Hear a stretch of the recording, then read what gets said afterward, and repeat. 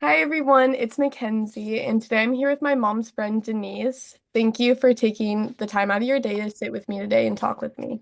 Of course.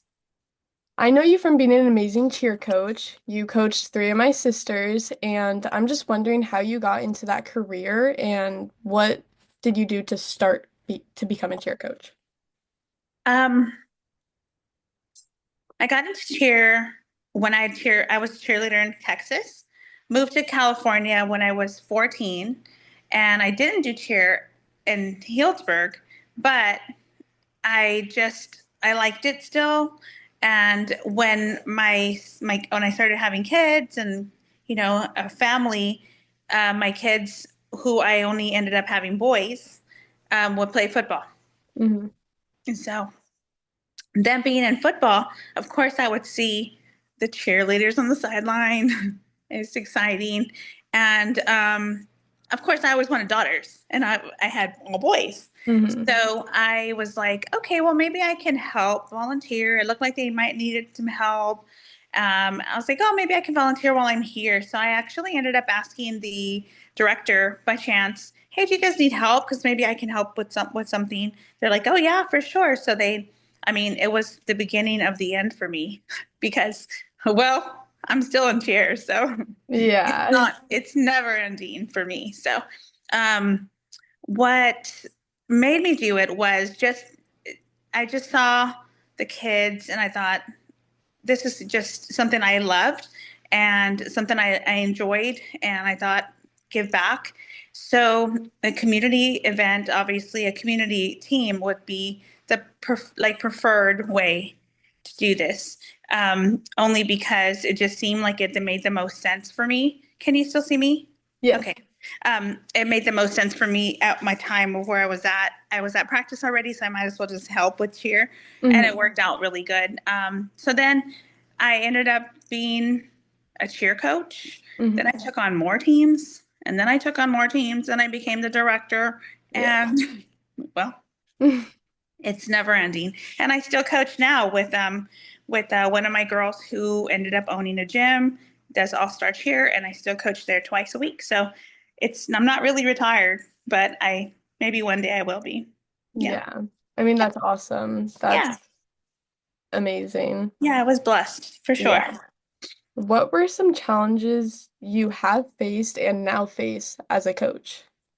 And how did you Um, handle them? the biggest challenge was home life, language barriers, Hmm. and some of these kids didn't have very much. Some of them had more, and so keeping everything balanced was, key.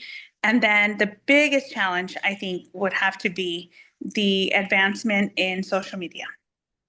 Oof, big difference in the way Yeah. that we coach then and the way that we coach now, the way that we have to speak with parents and kids differently. It's just a different arena. But that's the main one that I would say. I can probably say that most coaches in any sport would have the same situation, Yeah. would say the same thing.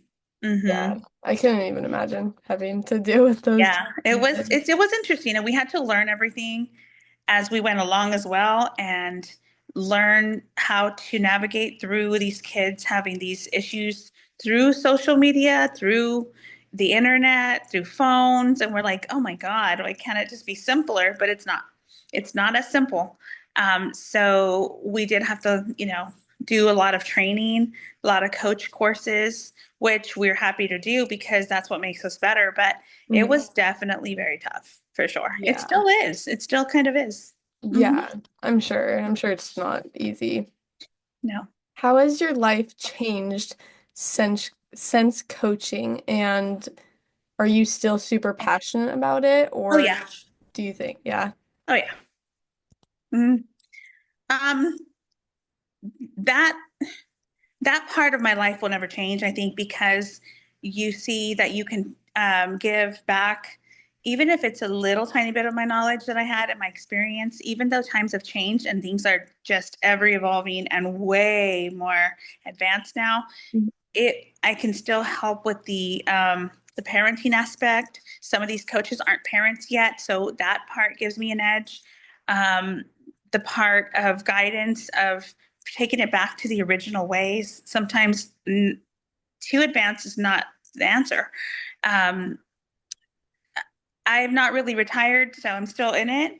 So how has it affected me? I mean, it's affected me tremendously. My kids have all grown up with all of you guys, all of you Hmm. cheerleaders being around as sisters, as family members. So that affected them as well in a lot of positivity because they were around girls going through things all of the time Hmm. and they heard everything about it. They saw a lot of the things. So that helped me navigate through my life with my as a parent to my boys, but also as a parent to boys who were around girls who were not family. Yeah. So we got a lot of good social skills and interactions, a lot of very positive interactions with all of our girls that were always around, and a lot of them are still like my kids to this day. They're like literally like my daughters still. Yeah. You guys know that. Yeah. Hmm. That's awesome that it's had Yeah, such a huge impact on your life. I love that. huge. Oh, I love it, and I love knowing that that's what happened. And we have a couple of girls that have made businesses, and I'm right there with their side, making sure Mhm. that if there's anything that they need, I'm all over it. Same thing with Charlotte, who with the All Star team, I'm Yeah. right there. I'm not going to go anywhere. I pretty much owe her for life. Hmm. Yeah. Yeah. Hmm. Well, that's awesome. Thank you Yeah. so much for staying here with me today. You're And welcome. I love getting to know this side of you because I Yeah, didn't know that you moved here from Texas or how I you started to did. become a coach. Yeah, I did. And I actually was a kickboxer, professional kickboxer. Oh It's my nothing gosh. to, and at the same time a cheerleader. So that's probably why I'm short and strong. Yeah. Yeah. All right. Well, thank you so You're much. I hope welcome, to see honey. you Thank soon. you. Okay, take care. Bye.